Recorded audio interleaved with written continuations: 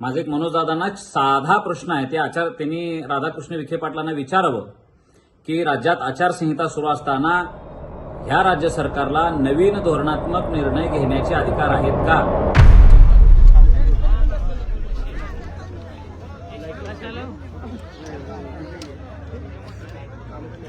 पण माझं एक समाजातल्या बांधवांना आव्हान आहे, मनोजदादांना विनंती करा की आता आपण उपोषण सोडा आणि भर पावसाळ्यात बसण्याची आपण तयारी करा.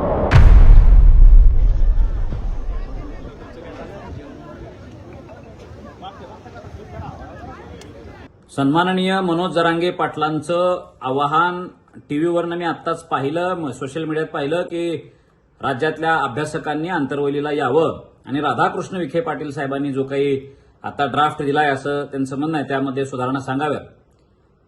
माझा एक मनोजदादांना साधा प्रश्न आहे. त्यांनी राधाकृष्ण विखे पाटलांना विचारावं की राज्यात आचारसंहिता सुरू असताना ह्या राज्य सरकारला नवीन धोरणात्मक निर्णय घेण्याचे अधिकार आहेत का?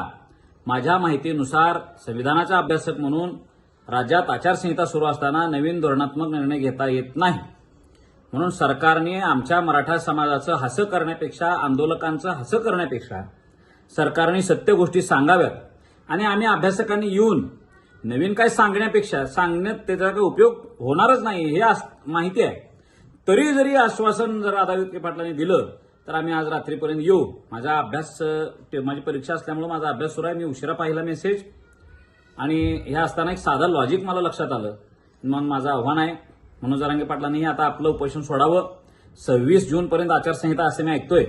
आचारसंहिता झाल्यानंतर आपण उपोषणाला बसू आणि मराठा समाजानं ठरवण्याची गरज आहे की कायदा आणि संविधान ह्याच्यामध्ये काय आहे, त्याच्या तरतुदी काय आहेत, ह्यानुसार आपली मागणी ठेवायची आहे का आपण उगा भावनिक आंदोलन करायचं आहे. मी सत्य बोलणारा माणूस आहे. माझ्या गोष्टी काही लोकांना लागतात, पण खऱ्या गोष्टी ह्या लोकांना टोचल्या तरी त्या खऱ्या गोष्टीचं महत्व वेगळं आहे.